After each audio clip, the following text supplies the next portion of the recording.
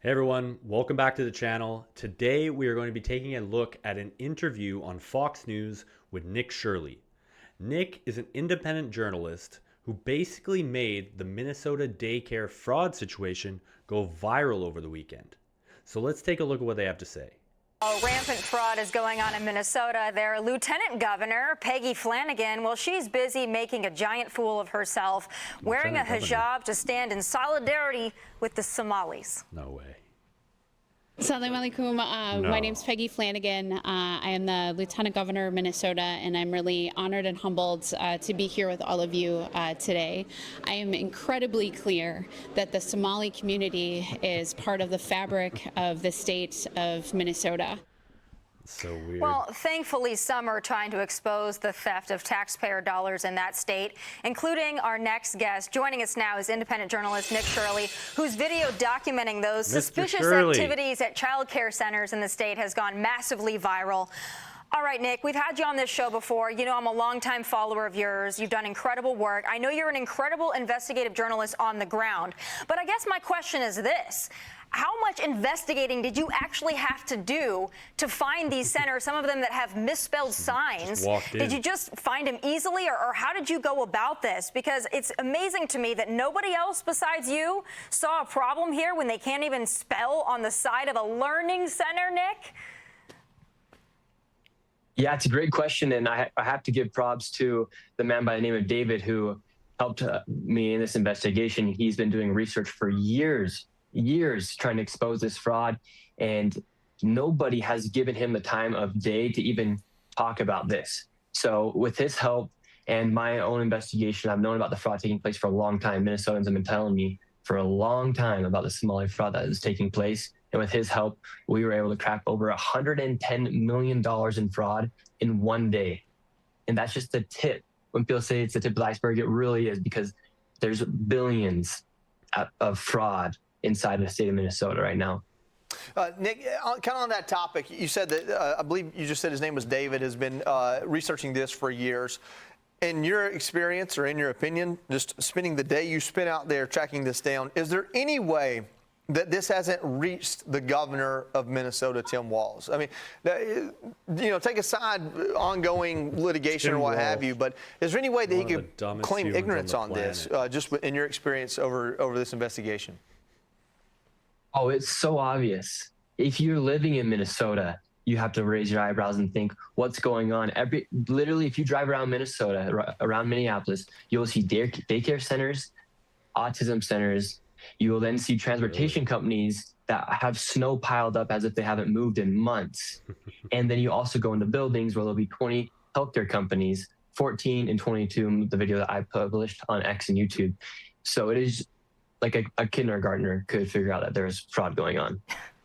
Nick, one of the most shocking things to me in the video that you posted was the reaction of some of the Somalis that you were interacting with. The one clip where they called the cops on you for simply asking about some of the healthcare companies, the 20 healthcare companies that were located in one building. Tell us a little bit about what your interactions were like on the ground. Yeah, they couldn't even I gave them plenty of opportunities to just answer simple questions. I wasn't going in with some crazy hard-hitting question. I was asking them exactly from the paper, where's this money? Where are the kids? You have a capacity for 99 children. Where are the children? And why are all the windows blacked out? I bet they're at capacity. So these people simply could not answer the most simple questions as to where are the children inside these daycare centers. Nick, you know, when I was your age, I used to watch all the local news stations, and every local news operation had a guy, a roving reporter, who would go around and find waste, fraud, and abuse. Are there local reporters like that in your area, and why do you think they weren't doing the work that you did? I don't know. They're scared of being called nowadays racist. Because it's Somalians that are committing this fraud. People are scared to be called Islamophobic, racist, in which has nothing to do with what's going on, because fraud is fraud. It doesn't matter if it's a black person, white person, Asian person, Mexican. Fraud is fraud, and we work too hard simply just to be paying taxes and enabling fraud to be happening. Yeah, 100%. Nick, I mean, it's stunning. Congratulations again on your video, by the way. Well deserved. All these people are finding it and finding you and all the good work that you do. But Governor Tim Walz is pushing back on the investigations into the Somali community over the massive welfare fraud that's happened under his watch. Take a look at this. This is what happens when they target communities for their own benefit. This is what happens when they scapegoat. And this is what happens when they no longer hide the idea of white supremacy. White supremacy. So it sounds to me, Come Nick, that on. Governor Tim Walz is saying that you and others He's that a are white out there trying to supremacist. expose this, you're You doing can't call out it fraud. because you're white supremacists. What is your response to him? Yeah, Tim wants votes. There are entire apartment complexes where white people have been pushed out of these apartment complexes because Somalians have taken over and they're inside of these towns like Minneapolis where they can go get votes from these people. And if you have 100,000 people that will vote for you because you're going to enable and let this stuff happen, and because you're going to call a white person racist for calling out facts, this is what's going to happen to a state like despicable. Minnesota. It's the Minnesotans, lowest- they say Minnesota nice, but lowest they of are the low. very upset. And I totally understand why they're upset, because they don't have a governor who's actually working for them. He's actually working against them. Nick, your video's been viewed 93 million times. What do you think will be the result of this? Do you think that things will change because of bringing attention to this, or do you think it'll be much the same, swept under the rug and keep moving forward? Yeah, there better be change. People are demanding it. The investigations have been launched just from that video alone. And so there better be change because, like I said, we work way too hard to be paying taxes. We work way too hard to be not knowing where our money's going. And at the end of the day, the people in the government, they work for us. We don't work for them. And so it's their responsibility to hold these people Investigate it. accountable. And so if there's not something that's happened, people are going to be very frustrated. And so if President Trump's watching this, it's time to really get down to nitty gritty and to make a difference in this place of Minnesota that is pretty much like Somaliland right now. Nick, this was such an Somaliland. important project. Tell us a little bit about what you're doing next. What's your next project that you're going to be taking on? Yeah, I mean, I don't want to reveal too much, but the fraud exposing will continue. There's lots of things happening here inside of America and across the world. And so just showing people what things are, matter of fact based. I'm not trying to make things right or left. Just trying to show everybody things as they really are, fact based. No. And you can say whatever you want. You can use all sorts of white supremacist, Nick. Come on. hate words and whatnot. But at the end of the day, my job is just to show people things as they really are. I'm not trying to put a right-wing twist or a left-wing That's what twist on things. I'm journalism just trying to show is. people things for as The they truth. really are. Searching for the truth. Nick, I love that you're independent, and this is the age of the independent journalists. Someone named Barry Weiss had a Substack. Now she's running CBS. Let me ask you, any job offers? Any networks want you to jump in and run their operation? I mean, they might need help, a lot of them, but no, I'm 100% independent.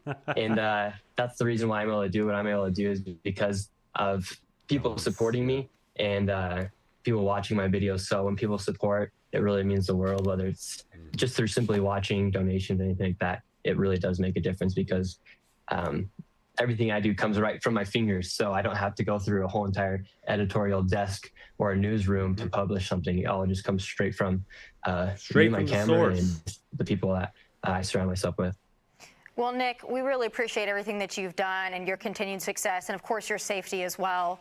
All eyes are on you now, so please be safe out there. Thank you so much for taking the time dangerous tonight. work he's doing out there. Thank you. Hey, Sean Hannity here. Hey, It's dangerous work. I hope Nick Shirley stays safe. We all got to pray a little for him, and it's not safe to go into these areas and confront people. It's going to upset people. Sometimes people get violent, and I've seen videos of Nick's that people will approach him. They say they're going to knock him out. They say they're going to attack him. And he's just asking questions. And this is the kind of thing that we can't allow in our societies. We built our societies on a set of ideals, open discussion, open debate, being able to, having free speech and being able to ask questions and open discourse. So, that should be allowed without the threat of violence. And nowadays, we saw what happened to Charlie Kirk. We saw that Donald Trump almost got assassinated. There's a lot of violence that's spreading in our societies, and we need to, we really need to think about that. Political violence on any side should never, ever be condoned. But yeah, that's my reaction video to this. I think it was a good interview. Say what you think in the comments below. Hit the subscribe button, hit the like button. It really helps me out.